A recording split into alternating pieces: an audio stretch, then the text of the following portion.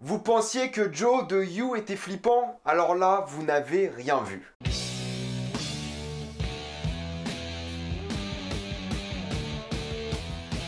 Dirty John. Comme d'habitude, ce qui est mieux indiqué dans le titre de la vidéo, il n'y aura pas de spoiler, parce que là vous êtes tranquille, après on va tout spoiler. Je sais pas trop ce qui se passe en ce moment, mais on est sur une mode du serial killer, de l'harceleur, du stalker, et je sais pas ce que ça veut dire sur la société. Il y a que des séries de meufs qui tombent amoureuses d'un psychopathe, c'est pas normal. Et le pire, c'est que ça cartonne. Dirty John est l'histoire de John Meehan, un manipulateur, stalker, menteur, harceleur, tout ce que vous voulez, qui va réussir à séduire Debra. Debra, une femme divorcée qui a la cinquantaine, qui va se laisser charmer par John. On va donc suivre la relation entre Debra et John, avec un John qui la manipule d'un bout à l'autre, et les impacts que ça aura sur la vie de John, sur la vie de Debra et sur la famille de Debra. Et le plus drôle dans tout ça, c'est que c'est inspiré d'une histoire vraie. John Meehan a réellement existé. La série Dirty John, qui est sortie il y a à peu près 2 mois sur Netflix, désolé j'ai du retard, c'est une série qui est sortie sur la chaîne télé Bravo aux États-Unis, et c'est l'adaptation d'un podcast du même nom, qui est lui-même l'adaptation du fait divers sur John Meehan. Il y a aussi un documentaire qui est sorti sur Netflix, qui est vraiment l'histoire du vrai John Meehan. J'ai pas eu le temps de le regarder pour cette critique, du coup j'en parlerai sur Instagram. Je compte bien le regarder parce que j'ai envie de voir ce qui a été inventé et ce qui a été réel. En tout cas, il y a qu'une seule chose à dire, si vous avez vu You, ça n'a rien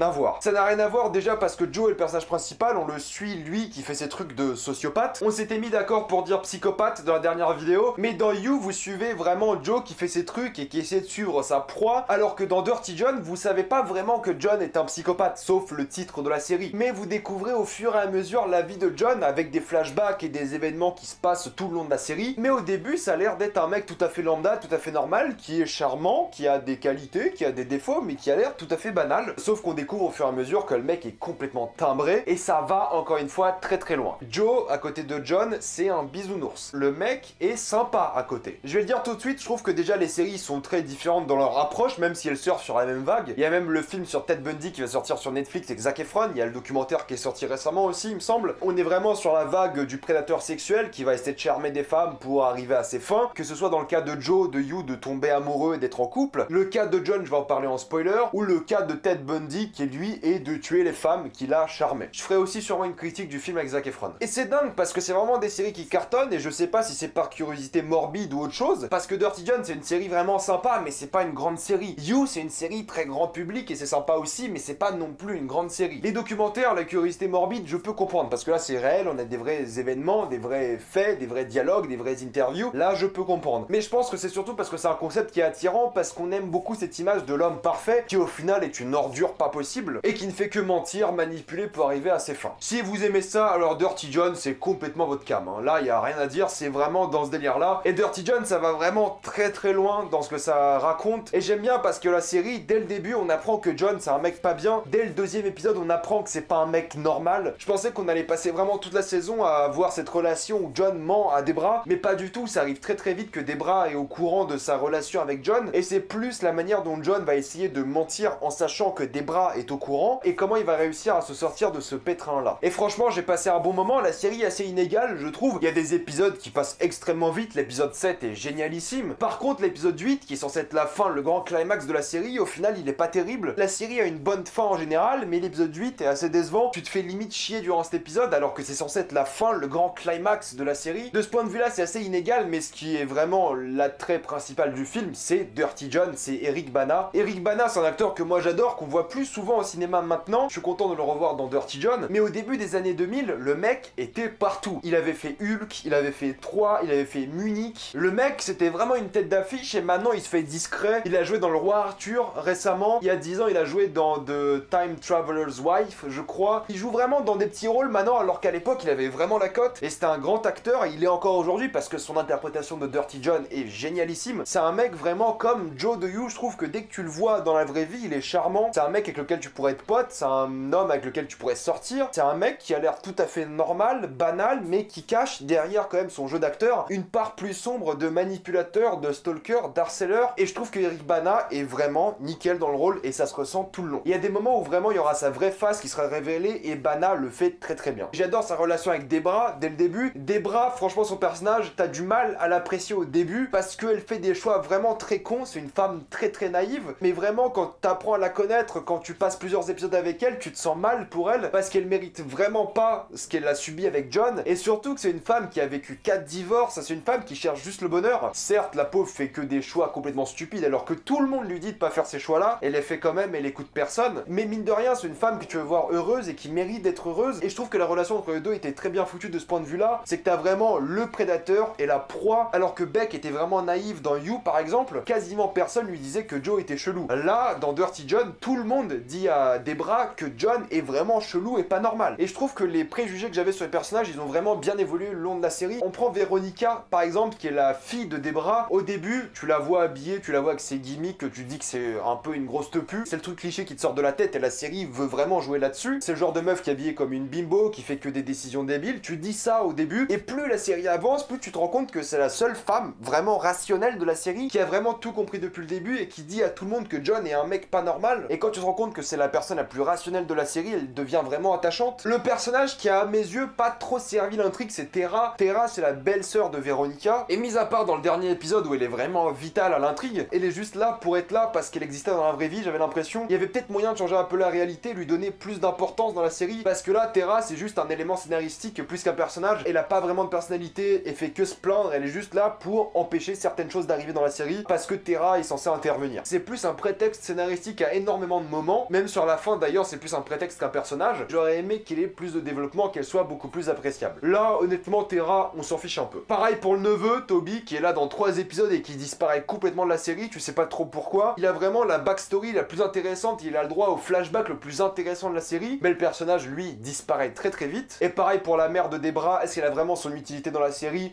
Je ne pense pas. On aurait pu faire 100 et juste la voir pour les flashbacks. Encore une fois, elle a le droit au meilleur flashback de la série, mais niveau développement de personnage, c'est pas terrible. Donc on est sur une série quand même assez inégale, que ce soit des points de vue des personnages, des épisodes au niveau du rythme surtout. Par contre, c'est vrai que les personnages réussis sont très bien réussis. John est très réussi, Debra et Veronica aussi. Mais ce qui va vraiment être intéressant dans la série, c'est évidemment la backstory de John, ses flashbacks et la manière dont il est devenu ce qu'il est aujourd'hui. Un petit point sur la mise en scène, la photographie. Bon, c'est une série assez banale de ce point de vue-là. La musique est quasiment inexistante, le suspense, la tension non plus. Ce qui est vraiment fascinant et c'est assez répétitif, mais c'est John. Toute la série est portée sur l'acting de Eric Bana et sur le personnage de John et ses flashbacks et son passé. Il y a aussi des enquêtes policières qui sont aussi très vite expédiées dans la série. Le seul point d'intérêt de la série, c'est John. Et c'est difficile de critiquer ça parce que la série n'a pas vraiment de prétention. La série te dit dès le début que c'est l'histoire de John et pas plus. Il n'y a pas de prétention d'aller plus loin et juste dans ce que ça essaie de faire, ça réussit. Donc avant de passer en spoiler, Dirty John, si vous aimez ces histoires de stalker psychopathe qui harcèlent des femmes, vous allez passer un bon moment. C'est pas une série incroyable, mais c'est une série divertissante, sans prétention, qui a un personnage, je trouve, extrêmement bien construit, qui est John, surtout sur ses flashbacks et son passé, mais aussi dans sa relation avec Debra, la relation prédateur-proie. Donc si vous avez aimé You, je pense que vous pouvez trouver du divertissement dans Dirty John, même si c'est moins grand public et moins jeune adulte. Là, c'est plus crise de la cinquantaine qu'autre chose, mais c'est quand même vraiment efficace de ce point de vue-là. Je vous recommande quand même Dirty John. Ça se finit en 8 épisodes, c'est assez rapide, franchement, c'est conseillable. Avant de passer en spoiler, si vous avez aimé cette vidéo, pensez à vous abonner pour plus de vidéos. Mettez un j'aime, ça aide beaucoup la chaîne. Si vous aimez la chaîne, pensez à la soutenir gratuitement grâce au lien dans la description et dans le commentaire épinglé. Vous regardez une petite pub et ça me fait un peu d'argent. Suivez-moi sur Instagram pour des critiques exclusives. Suivez-moi sur Twitter pour toutes les news et on spoil.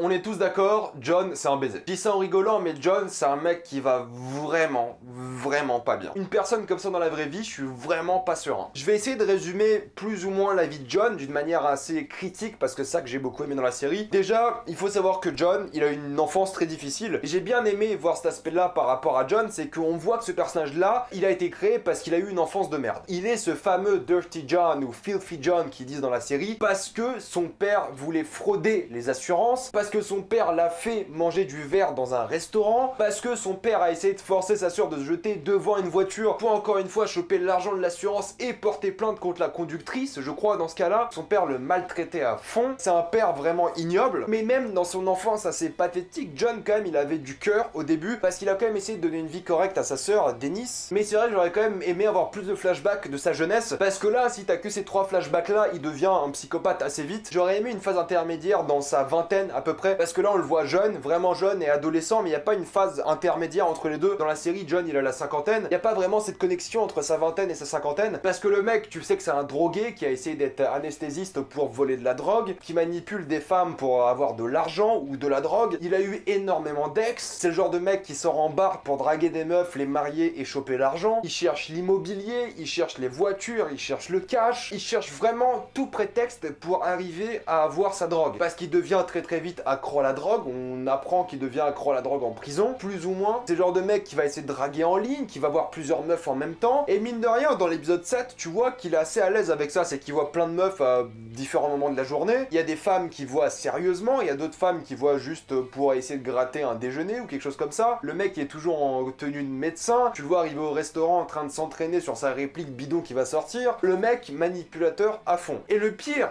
dans tout ça, c'est contrairement à Joe, il est vraiment pas très bon. Il est doué dans ce qu'il essaie de faire, mais sur le court terme, à chaque fois, il se fait choper. Mais il s'en fout parce qu'il change de ville, il s'en va. Donc on a un mec qui manipule différentes femmes à chaque fois, et à chaque fois il se fait prendre, mais il s'en fout. Il s'en branle parce que la police le suit jamais, parce que les femmes n'ont pas la force de le suivre, alors qu'il y a certaines femmes qui se sont mariées à cet homme parce qu'ils pensaient qu'il les aimait. Il y a énormément de passages avec les ex de John, et j'ai bien aimé voir le fait qu'il avait plusieurs femmes à différents moments de sa vie ou même de sa journée. Ça montre la psyché vraiment dépassée du mec. Et tu vois que ces relations peuvent marcher qu'avec des femmes assez naïves parce qu'il dit des trucs vraiment évidents. Premier truc qu'il dit à Debra, c'est qu'il faut des caméras dans la maison, il faut qu'ils mettent leur argent ensemble, il faut qu'ils mettent l'argent sur son compte, il faut qu'ils habitent ensemble le plus vite possible, il faut que la maison soit à son nom. Des trucs qui sont honnêtement évidents, mais la pauvre Debra, elle est naïve. Mais le mec s'est inventé une histoire en Irak, il s'est inventé une histoire hors de la prison pour mentir à propos de ça, alors que le mec est trop con, il avait reçu du courrier à son adresse, alors qu'il y avait Debra qui habitait là. C'est un mec qui est pas brillant, c'est un mec qui est manipulateur, mais qui est aussi un peu débile, parce qu'il fait pas attention à tout ça. Il envoie quand même une vidéo à Véronica de lui qui crache sur son certificat de naissance. C'est quand même débile, Véronica elle peut se regarder cette vidéo et le montrer à Debra. C'est un mec qui est con, mais qui est manipulateur du point de vue de ses émotions, et ce qui m'a vraiment étonné, c'est que Debra, après avoir compris qu'elle se faisait manipuler, elle va quand même aider John parce qu'elle pense que John est amoureux d'elle. Ils passent quand même quelques épisodes ensemble où Debra, naïve comme elle est convaincue que John l'aime, alors que le mec ne pensait qu'à la quitter et choper sa thune. Et étonnamment, la seule scène où John a plus ou moins raison, c'est quand il tue son père, parce que vu l'ordure qu'était son père, tu te sens pas trop mal. Et j'ai bien aimé son histoire, la manière dont elle a été interprétée par Eric Bana. J'ai surtout bien aimé la manière dont c'était prédateur versus proie quand il s'agissait de femmes, et prédateur versus autre prédateur quand il s'agissait d'hommes. Avec les femmes, il est très charmant, dragueur, avec les hommes, il est extrêmement agressif. On a vraiment différentes personnalités dans John. Tara, ce qui m'a vraiment dérangé, c'est que ce soit elle qui tue John, même si c'est peut-être la réalité, ça s'est passé comme ça. C'est elle qui arrive à tuer John parce que John l'harcèle et essaie de la tuer dans la rue. Ce qui est intéressant, c'est que ça fait vraiment référence au moment où le père de John lui disait qu'il faut attaquer la famille de quelqu'un plutôt que la personne en soi. C'est pour ça qu'il arrive et il essaye de tuer Tara. Je trouve qu'il aurait fallu plus de développement de personnage pour que Tara soit intéressante et mérite cette scène où elle tue John. Mais c'est vrai que t'es assez content quand John se fait quand même tuer. Et le moment où Denise, sa sœur, vient le voir à l'hôpital et disent au médecin de le débrancher. C'est une scène assez satisfaisante, mais ça aurait été plus satisfaisant si